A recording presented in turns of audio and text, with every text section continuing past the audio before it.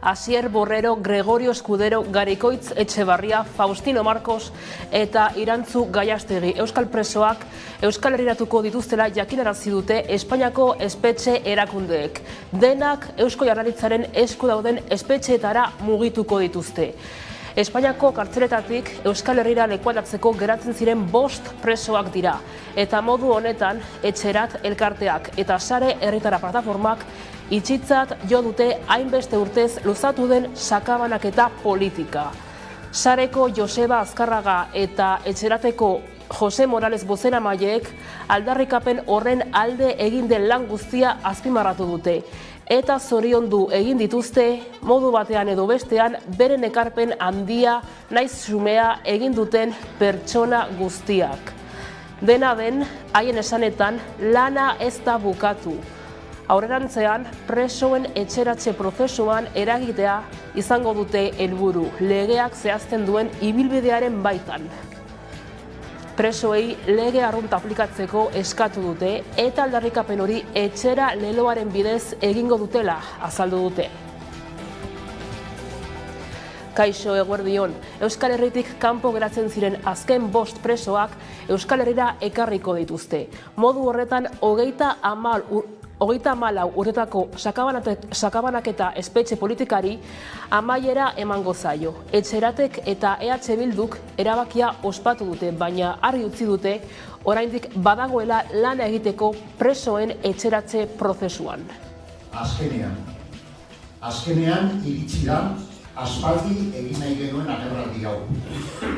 Ia 35 urte eta gero esan dezakegu urruntze politikaren amaiera iritsi dela. Azkenean lortu dugula. Behingoz iritsi dela Euskal presoak Euskal Herrira ekartzeko egin den lan nekaezinaren emaitza. Amaitu egin da izugarrizko sufrimendua eragin duen ado latz hau. Euskal Herria Bilduk lehenik eta behin presoen senideekin partekatu nahi du postasun hori. Duintasunari eutsi diotelako, naiz eta milaka kilometro egin behar izan dituzten eta mota guztietako gehiegikeriak eta erainak jasan dituzten. Ezinbestean gogoratu behar dira hurbileko presoei animoa emateko errepideetako joan etorrian galdu ditugun senide eta lagun guztiak. Beti egongo zarete gure bihotzean, ez zaituztegu inoiz ahaztuko. Sakabanaketaren amaiera guztion konkista da. Bide luzea dugu egiteko, zalantzarik gabe. Gaur egun ere, salbuespeneko politikak daude presoen aurka, eta horiek ez dira aplikatu behar bizikidetza sendotzeko helburua erdiesteko. Iraganean pairatutako sufrimendu guztiak arintzeko bidea geratzen da. Baita oraindik dirauten batzuk arintzeko ere. Frantziako erretreten erreformaren aurkako mobilizazioek eta protestek ez dute etenik. Egunotan hainbat istilu eta protesta egon dira estatuko hainbat herrialdetan. Kaleko hainbat osagai ikusi dira sutan eta suhiltzaileak ere protestetara batu egin dira. Protestekin bukatzeko Elisabeth Bornek, lehen ministroak, oposizioko buruzagiekin eta sindikatuekin biltzea aurreikusi du. Asteetako protestak bertan bera uzteko itxaropenarekin. Eta UEMak udalerri Euskaldunen mankomunitateak batzar nagusia egin du larunbatean Azpeitian. Musika emanaldiak eta euskara eragileen mintzaldiak izan ditu hizpide. Aipatzekoa gainera aurten UEMak mankomunitateko atea ireki dizkiela beste 4 herriri. Arrankudiagari, Etxebarriari, Arrauziri eta Donesteberi. Horrela, 100 herriko langa gainditu berri du, baina ez daude konforme eta eragiten jarraitzeko asmoa dute. Lehendakariaren esanetan, euskararen aldeko adostasunak berritzeko garaia da, baina baita euskararen erabilera sustatzeko garaia ere. eta Katuko Muinak taldea izan da Arabako bertso kuadrilla arteko txapelduna. Duela 2 hilabete hasi zen Arabako bertso kuadrilla arteko txapelketaren 7. edizioa eta asteburu honetan ospatu da finala Laudion. Erresala eta Katuko Muinak Gasteiztik eta izena pentsau bida Aramaiotik. Bertsoetan aritu dira taldeak eta azkenean 7. edizio honetan Katuko Muinoak taldea gailendu da. Nola esan zazu goian edo behan, nik nahiago izaten dut erdikaldean. Masajista zaidaro zuen bukaterako. Hori ez da izango gure kalterako. Krisarekin hasita inora ez goaz, nahiago margotzea hori koloreaz. odei baten itxura pentsatzen ari naiz. Borobilago ikusten dugu guk hori maiz. Egun eguzkitxutan presentea dago, Eta hotzetan ere egin daba klaro. Bueno, obiektu handi edo da txikia, Ez dela objektua jo ez mania. mania persekutoria ari zait gaur sortzen. Ez gutxienezuk hori baduzua faltzen. abitza izango da orduan hitz hori. Ez antia entzun behar duzu ongi. Niko izplatanoak marrotu nitzake, Baina animaliek ez dute kalte. Eguneko titularrak aipatuta, heldu diezaiogun eguneko gai nagusiari. Etxeratek eta sarek presoei lege arrunta aplikatzea izango dute helburu hemendik aurrera. Espainiako espetxe erakundeek azken 5 euskal presoen euskal herriratzea iragarri zuten ostiralean, eta Bingen Zupiriak Eusko Jaurlaritzako bozeramaileak adierazi zuenez, urte askotako lanaren emaitza da hori.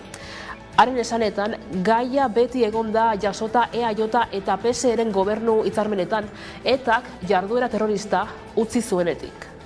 Zabaldu dezagun, laua izaetara, dispertsioarekin amaituko dugu, danon artean lortuko dugu.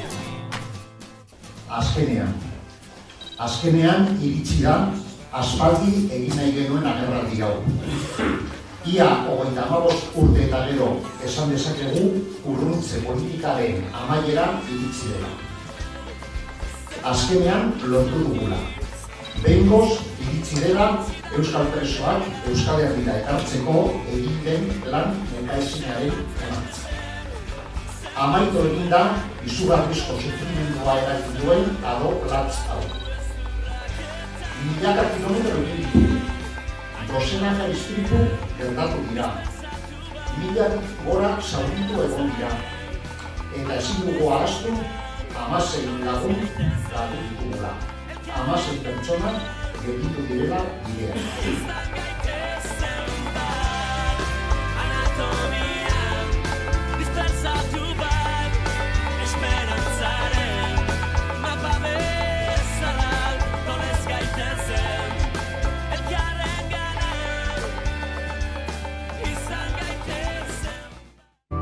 Euskal presoen sakabanaketak hainbat hamarkada daramatza eta giza eskubideak zapaldu ditu behin eta berriz.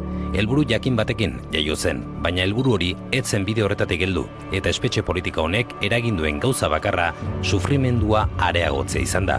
Bai presoena, baita senide eta lagunena ere.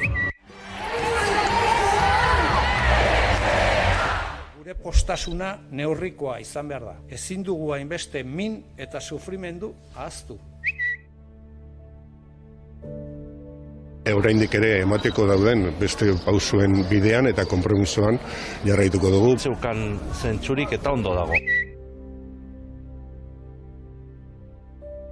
Ez dut uste ospatzeko gauza bat danik eta ez ziklo baten edo era baten amaieri.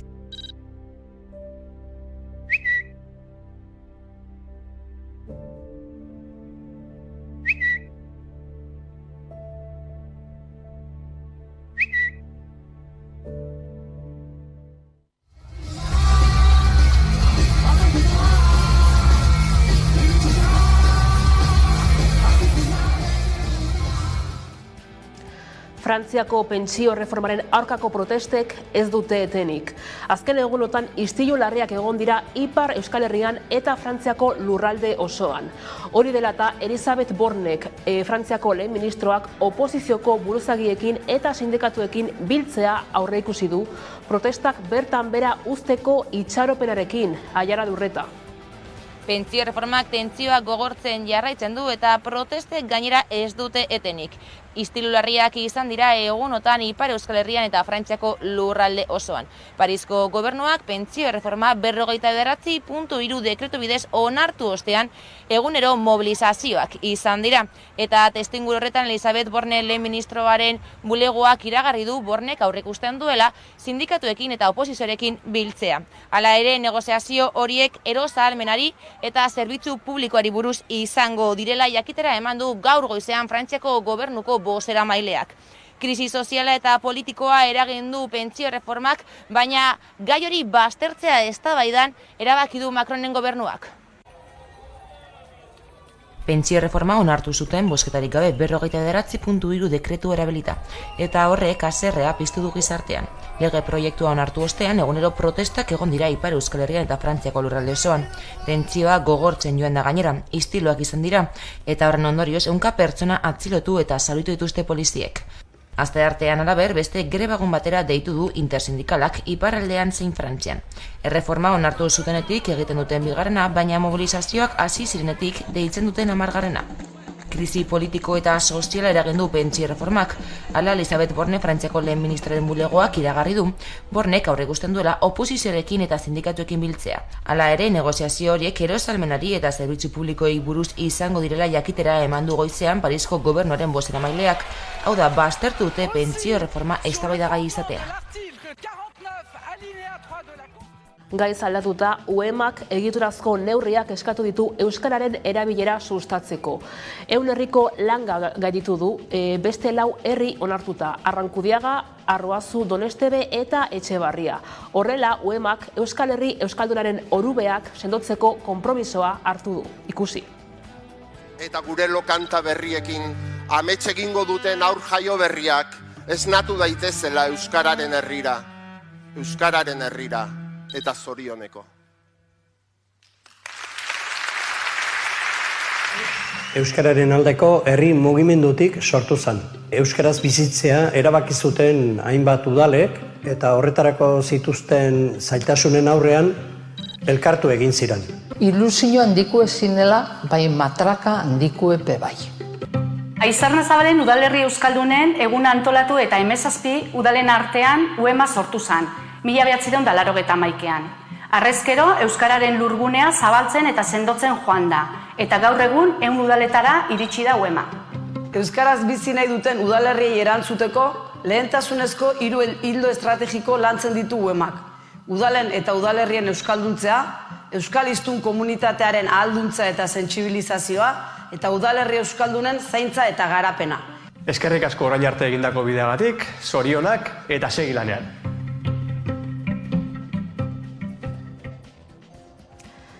Bizkaiko merkataritza orokorreko langileek protesta egin zuten atzo eguerdian Bilbon ELA eta LAB sindikatuek deituta. Lan hitzarmenaren negoziazioa blokeatuta dagoela salatu dute. Aiara. Bizkaiko merkataritza orokorreko langileek mobilizazioekin jarraitzen dute. Denbora librea jarri dute erdigunean oraingoan eta LAB eta ELA sindikatuek deitu dituzten mobilizazioak. Igandean horrela mobilizazioa egin zuten eta denbora librearen balio azpimarratu zuten bertan. Lan hitzarmenen negoziazioak bloketuta daudela ohartarazi dute eta akordiora heldu ezean apirilaren 3, 4 eta 5 greba izango dute Bizkaiko merkataritza orokorreko beharginek.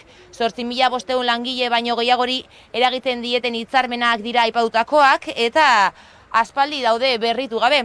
Hala ohartarazi dutenez gainera aurreko negoziazio bileran patronalak kapilaren igoera eskaini zien, baina horren trukean udako larunbat arratzaldetan lan egin behar zuten beharginek eta sindikatuentzat hori onartezina da.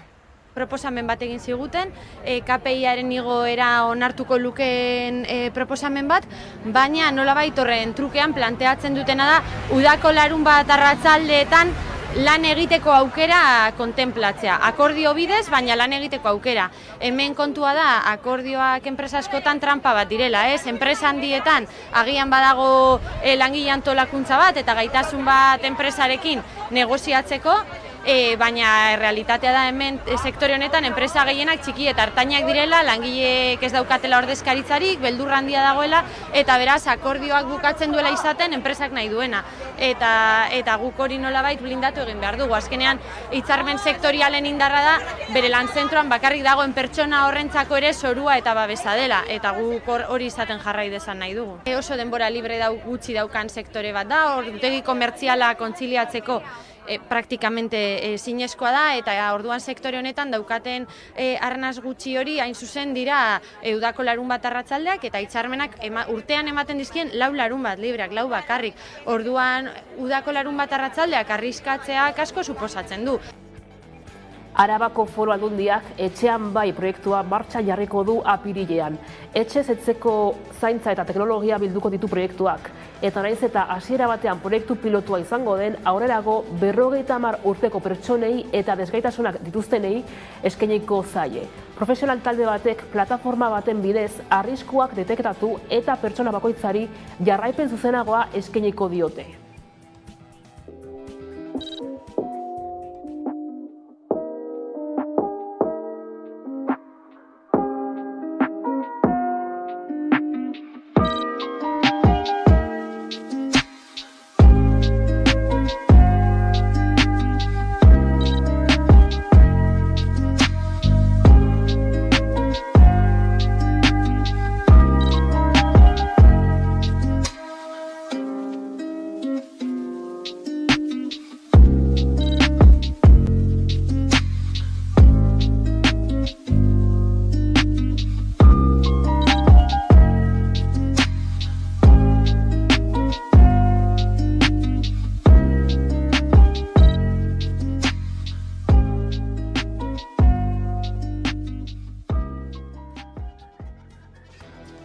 Bestetik, Araban Areta ikastolako 2 urteko gela ez ixteko manifestazioa abiatuko dute asteburu honetan.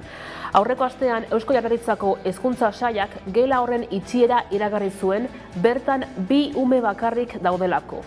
Manifestazioa Areta auzotik Laudioko herriko plazara abiatuko da.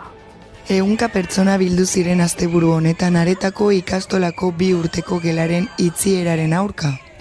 Eusko Jaurlaritzako Hezkuntza Sailak iragarri zuenez, gelak soilik 2 ume biltzen dituenez itxi behar da. Ikastolako guraso elkartea horren aurka azaldu da.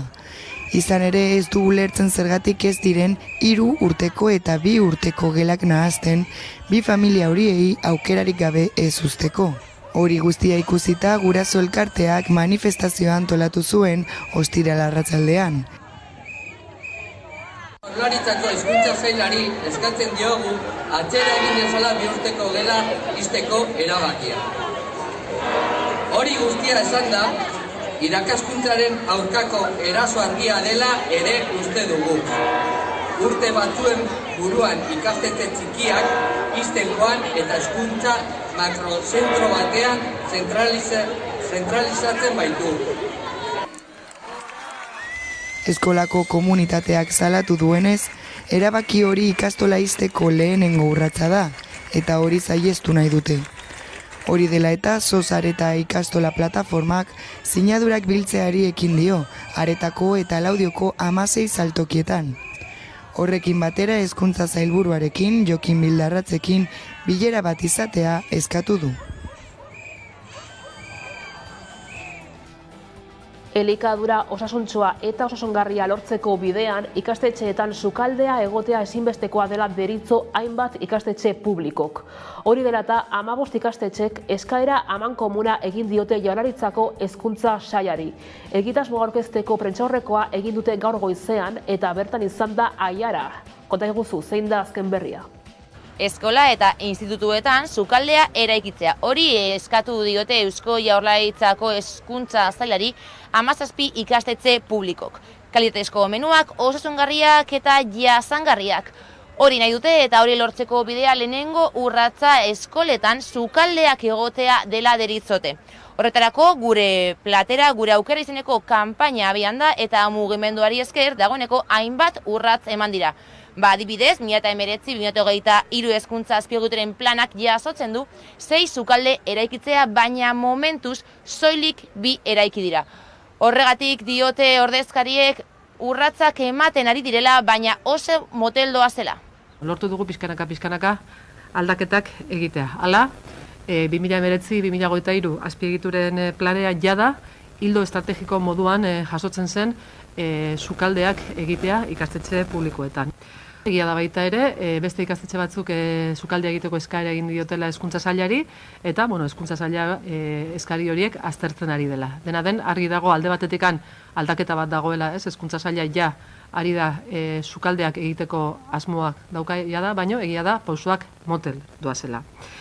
Guk argi daukagu eskolan sukaldea izatea abantaila handia dela eta bermatzen duela eta aukera ematen duela menu osasungarriak eta jasangarriagoak egiteko. Horregatikan uste dugu hezkuntza sailak bermatu behar duela ikastetxe guztietan sukalde bat izatea. Antzerkiaren nazioarteko eguna ospatzen da gaur eta horren harira Maialen Marinekin egin dugu hitzordua. Maialen Iruñako Gaiarre Antzokiko komunikazio arduraduna da eta egun honen ospakizunaren bueltan antzokiak eskainiko duen programazioa kontatuko digu. Horrez gain, antzokiko publikoa nolakoa den ere kontatuko digu. Martxoaren 27an antzerkiaren eguna ospatzen da. Eta Gaiarre Antzokian pasaden astean hasi ziren ospakizunekin. Hortziralean Jerma Antzezlana plazaratu zuten. Maria Goirizelaiak egin duen Lorcaren egokitzapen garaikidea. Protagonista Max sarietarako hautagaia den Ane Pikaza. Eta amatasunaren inguruko tabuak apurtzen saiatuko dena. Igandean, todas las canciones de amor Antzezlana izan zen. Eduard Fernandezen esku. Eduard filmografia luzea duen aktorea da. Bai antzerkian, bai telebistan. Baina hause da bere lehendabiziko antzerki bakarrizketa. Amari egindako omenaldia. Ama guztiei egindako omenaldia. Azken egunetan dagoen emakume bat ezur mamitzen duena. Bidaia emozionala eta humorez josia. Egun potoloa astelenean izanen da, El Gaiarre Improvisa Antzezlanarekin, gainera konpainia naparra da, iruindarra, eta izenak berak dioen bezala, improvisazioa da konpainia honen espezialitatea edo korea. Hortaz, egingo duten gonbitea oso interesgarria da, nik uste jendeak oso ondo pasatuko duela, improvisazioa izanen dute, publikoarekin interakzioa, publikoaren parte bati ere gonbidatuko diote agertokira igotzeko, publikoak ere erabaki ahal izango du zer den gertatuko den eszenatoki horren gainean. Hortaz, oso manaldi interesgarria izanen da. Eskaintza zabala egiten du Gaiarre Antzokiak 1851 urtetik. Eta antzokira bisita egiten duen publikoa ere oso anitza izan da beti. Ikuskizun bakoitzak badauka bere pertsonalitatea, eta orduan horrek ekartzen du publiko zehatz bat.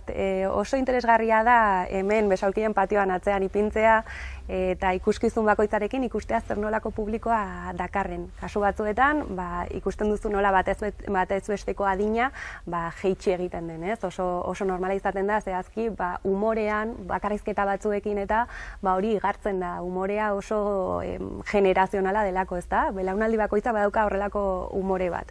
Beste kasu batzuetan, badaude antzezlan batzuk oso intergenerazionalak direnak. Baino bai, noski aldatu egiten da, aldatu ze dijoa eta oso anitza da. Sami Ayub aktore egipziarrak antzerkiaren nazioarteko eguneko mezuan erranduenez, antzerkia da, jatorrizko esentzian, gizakiaren ekintza hutsean oinarritzen dena. Hau da, bizitzan. Hernanera egingo dugu salto orain, izan ere udalak berdintasun kontseiluarekin batera ibilbide morea aurkeztu du emakumeak eta trans pertsonak aitortzeko xedearekin. Ibilbidearen parte izendatu dituzten herriko 10 puntuetara bisitak egin dute herritarren parte hartzearekin. eta Gudarien plazan hasi eta Kulturarteko plaza feministaraino egin dute. Ikus dezagun. Hernaniko udalak berdintasun kontseiluarekin batera ibilbide morea aurkeztu du emakume eta trans pertsonak aitortzeko. Eta horretarako Hernaniko zenbait gune, hain justu 10 gune hautatu dituzte horiei izena emateko. Hemen atzean ikusi dezakezu Hernaniko mapa eta ibilbidea. Proiektu hau aspaldi danik sortu zen, orain dela 10 bat urte hasi ginen, kale izendegia lantzen. Hartu genuen Hernaniko kale eta plazen izendegia eta ikusi genuen 80 kale edo plaza izen zaudela, eta horietatik 27 gizon izena zaukatela, gizonak errealak izena bizenekin, eta aldiz emakume errealik etzegola. Referente femenino bakarrak zian Ama Berginak eta Agustina, Ave Maria eta olakoa genitula, baina ez genula emakume referenterik. Eta iruditzen zitzaigun oso beharrezko aldatzea, ez? Azkenean kale eta plaza izenak erreferente dira, ezakin zein bizi da hemen, bestea, orduan importantea dela geroko belaunaldiei ere transmititzeko orduan, ez? Esaten genuen, zergatik ez daude emakumeak, ez? Emakumeak ere gure historian eta gure herrian ekarpen handia egin dute, baina aldiz ezabatuak izan dira. Orduan hortik tiraka hasi ginen eta bagenun Andre kale deitzen zen kale bat, gure amonei eta entzun da oroimenean Andre kale deitzen ziotela, baina ordu hartan kardabera zala. Eta bueno, batzuk hasi zian ikertzen, artxibotan, eta kostazitzea egun topatzen, baina azkenean topatu genuen eta artxibotan ofizialki Andre kale izan zen urte batzutan. 2014an lortu genuen izan aldaketa ofiziala, eta 2015ko otsailean inauguratu genuen. Plakak esaten duen bezala, garai batean Andre kalea izandakoa berreskuratu da, historia ofizialetik naiz espazio publikotik desagerraraziak izan diren emakumeen omenez. Eta esan genuen, Andre kale oso ondo dago, emakume guztiontzako kale bat da, baina behar ditugu emakume errealak ere referenteak, eta geroztik sigea ikerketak iten eta lanak iten, eta lortu ditugu 10 geltoki edo deitzen diogun ibilbide more hau. Bertan badaude emakume errealak izena bizenekin, baina baita ere, adibidez, emakume langileen, industriako emakume langileen ibilbidea, ez? Hemen Hernanin industriak garapena handia eukizun eta emakume pila bat etorri zian lanea industriara. 1999tik 2015era Euskal Herrian zein Hernanin industria garapen itzala izan zen.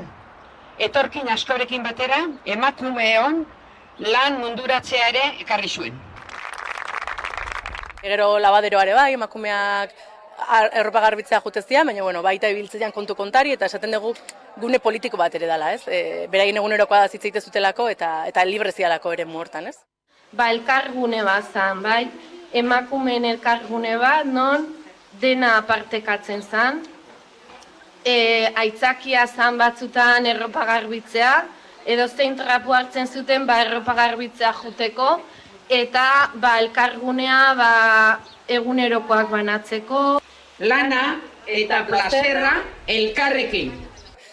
Eta, orduan, 10 geltoki edo lotu ditugu eta ibilbide more bat egin dugu. Esan nahi dugu, hemen eta lezer bukatzen, hasiera badala, eta jarraitu nahi dugula, gure kale eta plazetan bestelako erreferenteak ere eukitzen, orduan, gonbidatzen zaituztegu proposamenak eta balin baituztu da egitera.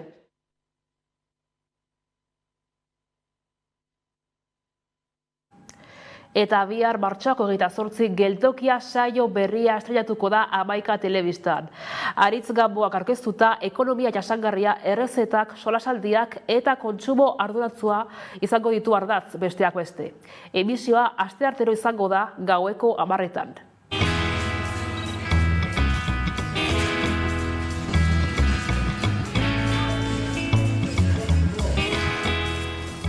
Nondik gatozen begiratuz, nora joan nahi dugun jakiteko, ez? Horretarako gelditu egin beharra dago, hausnarketa espazio bat sortu beharra dago, eta hori da geltokia, ez? Geltokia da gelditu eta nora joan nahi dugun jakiteko eremua. Eta topaleku horretan gogoeta guzti horiek bildu nahi ditugu. Gizarte eredu bati begira, ze alternatibak daude? Eta horren inguruan gogoetak egitea. Ez gogoetak bakarrik, baizik eta gainera alternatibak erakutsiko ditugu, alegia gogoeta horietatik abiatuta, dauden praktika, egitasmo, proiektu guztiak ezagutuko ditugu, eta horren beharra dagolako hain zuzen ere egiten dugu programa hau. Eta eguneko elkarrizketari helduko diogu orain. Gaurkoan Mitxel Lakuntza Elako idazkari nagusiarekin izan gara.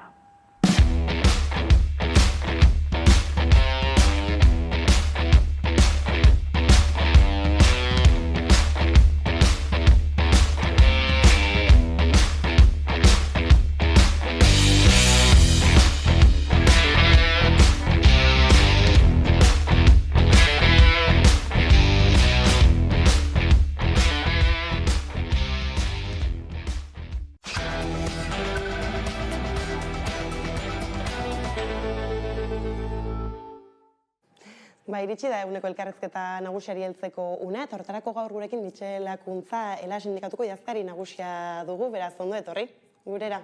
Eta hasteko apur bat agenda politikoak markatzen duen galderari helduko diogu, ez nola sarek eta etxeratek iragarri duten sakabanak eta politikaren bukaera, nolabait esaterren sindikatutik ez nola heldu diozue albistoni edo nolako jarrera? Esango nuke sarek esandakoarekin bat gatozela. Ustute albiste hon baten aurrean gaudela, halakotan ere begirada retrospektiboekin begiratu behar da jakiteko hemen ze gertatu den hainbat urtetan eta zenbat sufrimenduak ekarri duten halako neurriak, eta esango nuke hori albiste hon baten aurrean gaudela, eta gogoratu behar dela hemen ere oraindikan salbuespen egoera baten gaudela. Eta graduen progresioari buruz hitz egiten dugunean, oraindikan hor ez dela ematen ohiko legeldiaren aplikazioa, baizik eta beste bat, ez? Eta orduan, esango nuke ere bai, dispersioaren edo sakabanaketaren bukaera horretara iritsi baldin bagara ere, oraindikan badaudela kaleratzeko eta aldarrikatzeko hainbat kontu. Gero honekin, azken asteetan izan ditugun beste albiste batzuei erreparatuko diegu, izan ere, azken egunotan zaldutakoei begira Euskal Herria Bilduren ekin bidez, nolabait esatearren gutxieneko soldataren igoera bultzatzeko eskatuko du Jaurlaritzak berak, hau kritikatu egin duzuez, agian kokatuta ere hauteskunde garai batean, ez da, zer duzu esateko? Guk hemen esaten dugu, uste dut, desberdindu behar dela zen neurriekin lotuta dauden konpromiso batzuk eta zeintzu geratzen dien pixkat airean eta pixkat testuinguru elektoralen aurrean, ez? Eta esango nuke hau horietako bat dela, guk esan dugu hemen, zehazki zer da erabaki dena. Ez da zer erabaki, hemen inda halako, ez da, adierazpen hutxala, eta inongo konpromisorik ez daukana, ez? Eta hori da batez ere salatzen duguna. Gutxiengo soldatarekin ze pasatzen da, besteak beste ez daukagula hezkuntzarik horretarako, ez? Eta adierazpen horretan ez zaio, ez da estatuari ere hori eskatzen. Estatuak ezarri dezake hori nahi duenean, ez? Hori erabaki politikoa da. Hemen ordea ez daukagu horretarako eskumenik, eta hori da eskatzen geniena, ez? Behintzat bat eskatu jozue, estatuari behintzat kompetentzia hori, eskumen hori, eta gero bestalde ere bai hemen badago hipokresia dexente bai. Hor sinatzen duten alderdi batzuk, beste Eusko Jaurlaritzan daudenak, EAJ eta PSek bain bere ardurapean langile mordoa dute. Langile publikoak eta azpi kontratatuko langileak. Langile horiei ez zaie gutxiengo soldata hori ezartzen. Besteak gainera da, ez dela jartzen ez da zenbaki bat, guk esaten duguna hemen 1400 gutxiengo soldata izan beharko litzatekeela hemen ezarri beharko luketena enpresak, ez? Baina hori ordea ez da hemen ez da adierazten dena, ez? Orduan, esango nuke hori, beti esatuz, positiboa izango da honetaz hitz egitu, bai, baina horretan geratu gara, ez? Eta batzutan ere uste dutelako ematen zaiela, beharrez duten dimensio bat alako neurri propagandistiko batzutan. Izan ere orain gutxi ere, Espainiako gobernuak berak aurrera eraman zuen gutxieneko soldataren aldaketa politikoa bera. Eta hor, bertatik Euskal Herriko sindikatuek, alderdiek salatzen zenuten nola amotz geratzen den, ez? Eta alderdi politikoek hor bai eskumenak eskatu izan dituztela, hala ere ze aukera, ez? Zabaltzen dira hortan, izan ere Euskal Herriko pentsionek ere esaterako bai Nafarroako eta EAeko gobernua eskatzen diete konpentsatzeko, ez? Zifra horietara heltzeko. Baita ere, hori da ere egin daiteken, eztabaida hori gehiago ematen da pentsio eta hitz egiten dugunean, baina langile publikoekin ere bai. Eta guk gutxiengo soldatari buruz hitz egiten dugunean, beti esaten dugu, bi arazo dauzkagu. Batetik, hori, leheno aipatu dizudana, ez daukagula eskumenik hortan, eta bigarrena, kasuntan, hemen dauden soldatak bajua diela. Osa, esan dute, kasuntan Nafarroko Gobernuak, edo Eusko Jaurlaritzak ere bai, ezartzen dituenak beraien langileen artean, ez? Orduan, gure ustez hemen, hori, aitzaki batzu jartzen dira mahai gainean, baina gure gobernuek egun egiten dena baino gehiago egin dezakete inongo dudik gabe. Ez hor batzuek eskumenez hitz egiten dute, eta bestetik esaterako Elkarrekin Podemosiuk, legebiltzarretik, pilotapurrat patronalaren gainean jarri du, esanez, soldata horiek ezin daitezkela igo patronalak ez duelako uzten. Bai, hemen Podemosek esaten duena da, beraiek aipatzen duten beste elementu bat, egia da legez egin daitekela akordio bat sindikatu eta patronalaren artean, ez? Lanbide akordioa deitzen dena, eta beraiek ere esaten duten bezala, arrazoi dute hortan, patronalak ez du nahi. Eta hori da oztopo bat, esango nuke bi oztopo direla, bat gure gobernuak beraien eremutan ez dutela hori ezarri nahi, eta sektore pribatuan patronalak ez duela nahi. Hori da errealitatearen argazkia, ez? Orduan, guk kritikatzen duguna da, argazki horren aurrean halako mezuak zabaltzea, ez?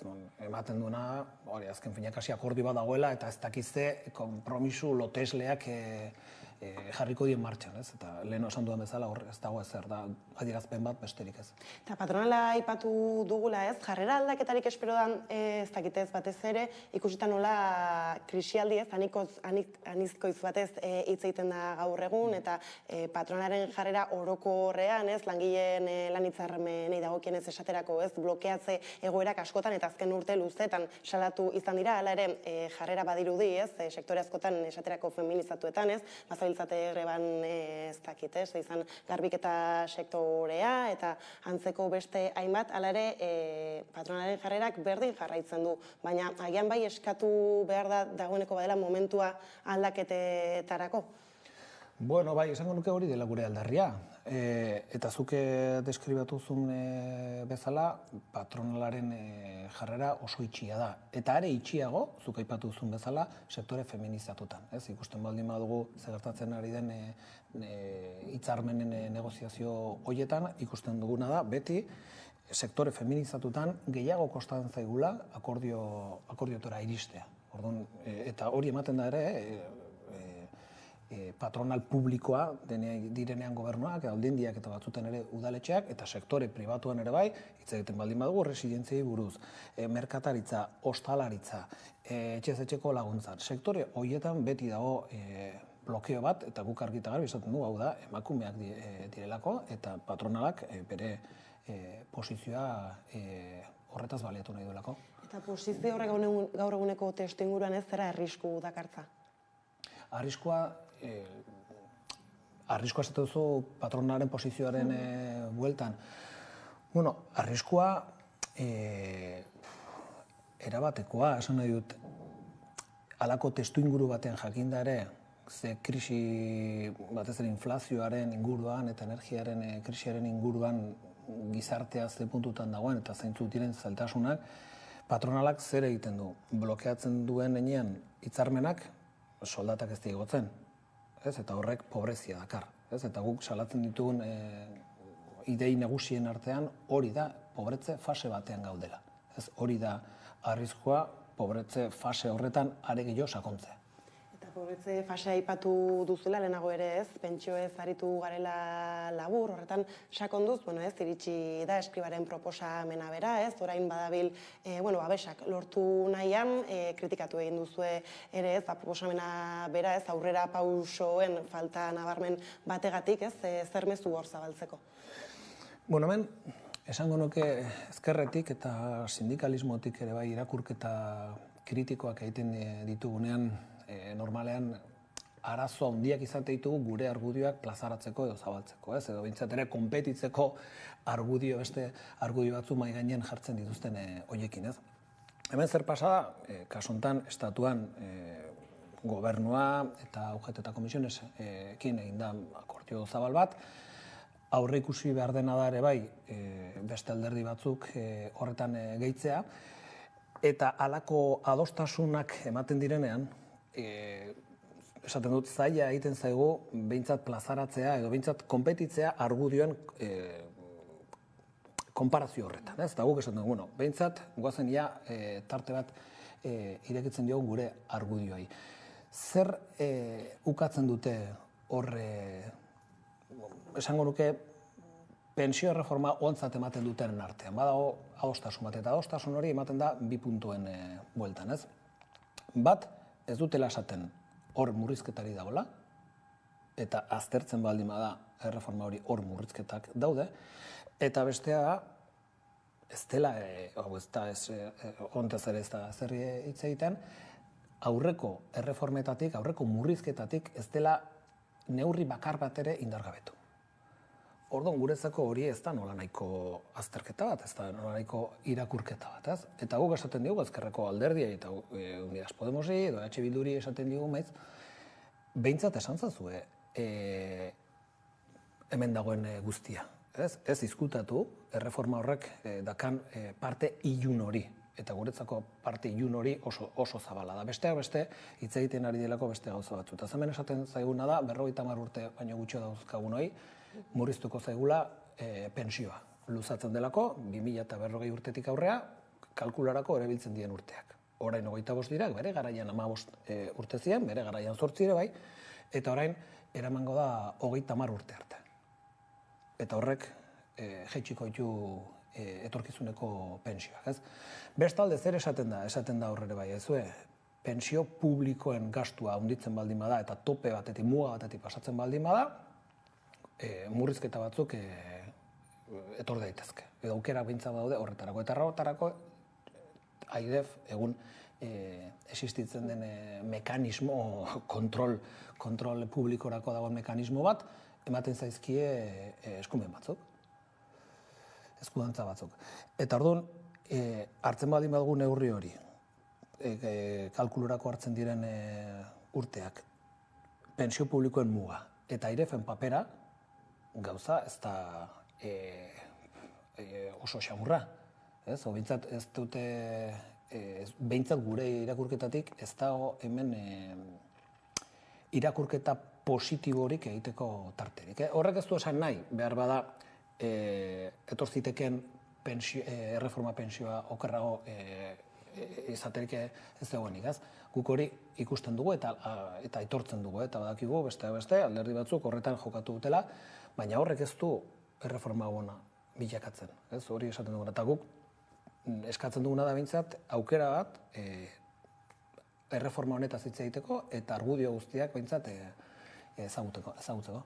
Bai, ez gainera hor, Euskal Sindikatua zareten einan ez, Euskal Alderdiei eskariak egitea ez, normala da, eta batetik Euskal Herria Bilduk dagoeneko ez, eta aipatu duzunez ez, babestu egingo duela esan du, hor bada alargunen afera hori ez, horrekin egin duela publiko, euren asmoa eura, eta ero bada EAJ ez, oraindik ere ez, eta haure ere eskatu egin diezuela, alde ez bozkatzeko ez, zenatoki aurre ikus daiteke. Beraien esku dago, eta gu badakigu EAJ-ari buruz hitz egiten dugunean, jakinda ere zein den beraien historia pentsioekiko eta zein den beraien posizioa erraxago sartuko direla sinadura horretan, ez? Eta EH Bildurekiko bilatzen duguna da beste dialektika bat. Eta gure ustez, guk, zulen aipatu zu, ez, alargunen bueltan, eta guk ez dakigu hemen zer sinatu den, ez dugu ezer ikusi. Komunikabideetan esan da, badagoela akordio bat, ez dakigu aurretik sinatuta zogan, edo egun ja dekretuan sartuta gona, edo iragarriko den beste gauzaren bat. Guk ez dakigu zer den hori, ez? Eta aterratzen bada, aztertuko dugu. Baina guk badakiguna orain da, pentsio minimotaz hitz egiten dugunean, oso eskasak direla pentsio igoera horiek. Eta gaur egun aplikatzen diren reforma honek, dauzkan formula batzukin, hemendik 4 urtetara, oainikan soldata minimotik berako pentsioak izango dira. Pensio minimoak, 800 eta 700 euroko pentsioetaz hitz egiten ari gara. Orduan, gure ustez oso eskasa dira, kasu batzutan 10 euroko igoera da, urte batetik bestera. Orduan, iruditzen zaigu hori, nonbait ere, magnifikatu egiten dela erreforma honek izan ditzazken gaina puntu positibo horiek. Bai, ez, bainera modu berean pentsiodunak eurak ere izan dira kexatu egin direnak, ez, eta gainera justo iritsi zen albistea, Euskal Herrian eta Bilbon justuki, ez, mobilizazio dinamika oso potente baten barruan zeudela, eta alaxe ez, modu berean kritikatzen zuten ere, ez, EH Bilduren jarrera bera, ez, elatik zer mezu zabaldu bertoko pentsiodunei eurari? Bai, nik uste bat egiten dugu, Euskal Herriko pensionisten mugimenduak esandako arekin, beraiek aldarri bat dute, aldarri nagusi bat, 1.080 euroko aldarria, gu 1.500 eramaten dugu aldarri hori ikusita gainera KPIa zenolako ibilbidea hartzen ari den, eta hori da beraiek esate dutena, oso argia da, beraiek esate dutena, hemen jakinda ere hartzen baldin bada reforma hori, ez da iristen beraien aldarrira, eta orduan egiten dutena, koherentziaz, kritikatzea, erreforma hori guk egiten dugun bezala. Eta pentsio erreformez hitz egiten gabiltzala, ez, Frantziara begira ere jarri behar gara une batez, izan ere, ikusi ditugu egunetik egunea titularrak, protesta kalean, asamblean barruan ere, ez, giro bat ere xamurra, eta hemendik jendeak hildo mobilizatzailea bera, ez, eta intersindikala egiten ari den lana bera, ez, enbidiaz ere ikusten duenik entzun dugu. Esango nuke hor, gertatzen ari den albisterik nagusiena hori dela, ez? Mobilizazio sozialak duen indarra, ez? Eta jendea antolatzen denean, jendea kalera ateratzen denean gauza baldintzatu daitezkela. Mantentza idei horiek oso importantea dira, ez? Eta halako gauzak egiten direnean, besteak beste ultraskuinei, indar ultraskundarrei kentzen zaie indarra agendatik, ez? Eta beste gauzetaz hitz egiten da, ez? Eta nik esango nuke hori dela albisterik onena, batzutan gero halako egoerek azalpen horiek izaten dute, jendeak esaten du, eta Frantziar estatuan zergatik jendea jubilatzen da 72 urtekin. Aurretik borrokarako tradizio bat egon delako. Eta egia da, eta hor Frantziar estatuan gauza bitxi bat pasatzen da, gero egia da ez dagoela sektoretan, sektore publikotan bai, edo garraioekin lotutako sektoretan bai, egoten dira grebak, baina enpresetan eta arlo pribatuan oso greba gutxi dago Frantziar estatuan, baina ordea, halako greba orokorretan eta halako gauza defenditu behar dienean indarre handia dago, eta ikusten dena da hori, ikusiko dugu, non bukatzen dena, eta ikusiko dugu ez jarraipena duten mobilizazio horiek, baina momentuz ikusi duguna da, baldintzatzeko agenda gai izan direla, gobernuak atera behartzen duela nahi ez duen bide batetik, eta ohikoa ez den bide batetik aprobatu izan du erreforma hau, eta, guk pensatu nahi dugu greba honek eta mobilizazio hauek jarraipena izango dutela, eta erreferentzia bat bihurtzen direla ere Europa osorako. Bai, ez da, aipatu zu justu agian frantziarren kultura, ez, halakoen aurrean, eta justu gai berdinaz, ez, eztabaidatzen aritu direla bai Frantziar estatuan beran eta Espainiako estatuan, hor, ze aukera ikusten dituzu, edo faltan botatzen duzue halako pultsorik beste aldean? Bueno, bestaldea da, aurrean bestaldeaz, zaitu dunan da Espainiako estatuari buruz ari gara, ez? Argazkia argia da, ez? Leheno deskribatu duen bezala, gogoratu behar da hemen jubilatzeko adina 67 urtetan dagoela, eta kalkulurako hartzen diren urteak 25 urtetan dagoela, leheno esan duzuen bezala, eta horrek bere historia du. 2011an, egun esertzen diren horiek reforma hau sinatzeko, hau da PSOE, UGT eta Komisionas, garai hartan eseri ziren ere bai, sakoneko reforma bat egiteko, eta horren ondorioak ordaintzen ari gara, orainikan, eta horrek ahalbidetzen duena, horrek ez dakit, azaltzen duena da, askotan sindikatu honek egin duen kritika, ez? Elkarrizketa sozialaren kritika, guk esaten duguna, sindikatuak ez gaude hemen mai antzu eta utxaloitan esertzeko, baizik eta lantokitan egoteko eta jendea mobilizatzeko, ez? Hori da gure bidea, guk ditzen duguna da kontrapotereko sindikalismoa edo sindikalismo aldarrikatzailea, ez? Eta bestelako sindikalismo bat egiten denean, hau da, Espainiar estatuan egiten dena, pensatzea sindikatuak importanteak direla eta asko ateratzen dutela mai batean esertzeagatik, guretzako hori da oso irakurketa okerra, ez? Eta halako gauzak hortikan esplikatzen dira. Espainiar estatuko sindikalismoa hori da. Eta hemen guretzako eta Euskal Herriaz hitz egiten dugunen, eta ardatza hemen jartzen baldin badugu, guretzako albistika honena da Europako greba gehien egiten den herrialdea Euskal Herria dela. Hori estadistikak hala esaten du, ez? Eta horrek esan nahi du ere hemen, batzuten galdetzen digute, aber zergatik hemengo soldata dien beste tokitan baino altuagoak, eta hoi da, bai, leheno Frantziar estatuan hitz egiten genuen bezala, borrokarako traizio bat.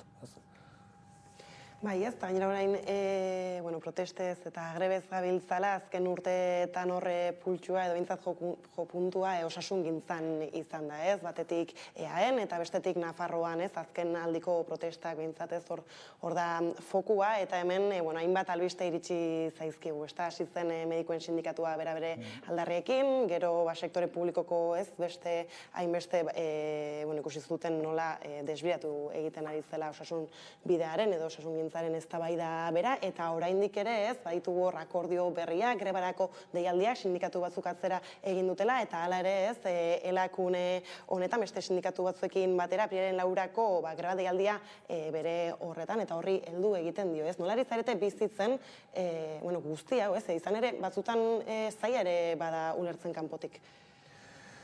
Nire gustot, erraz ulertzen dena da osasun gintzan gertatzen ari dena, edo osakidetzan, edo osasun bidearen bilakaera txar horrekin gertatzen ari dena, erraz ulertzen da, ez? Hori da, gaur egun ez da gize inkesta irakurtzen nuen, eta hor esaten zuten hori, hiritarren artean, lehendabiziko postu dauden kezkak diela besteak beste osasun zentroen egoera, ez da, osasun publikoaren egoera. Hortikan hartuta, hemen Euskal Autonomia Erkidegoan osakidetzan gai izan gara, azkenengo urtetan egoera hori, hau da, langile osasungintzaren deterioro hori eta langile publikoen eta osasungintzan egiten duten langile horien eskaerak erdigunean jartzeko. Eta hori lortu dugu greba eta mobilizazio mordo bat eginez. Hori ordea Nafarroan ez da eman.